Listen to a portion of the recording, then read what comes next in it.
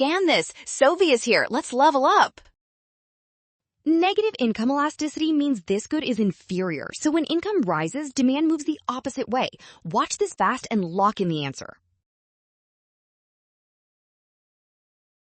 Start with the key definition. Negative income elasticity means good X is an inferior good, so when consumers earn more money, they actually want to buy less of it. If people want less of the good at every price, that is not supply changing at all. It means the demand curve shifts left. That is the big move here.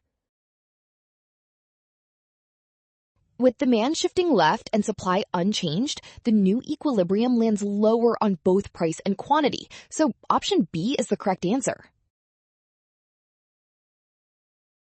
Well done! Option B. Scan now. Trap, signs, and rushing. Rule: trust the given negative elasticity, then check each step before choosing.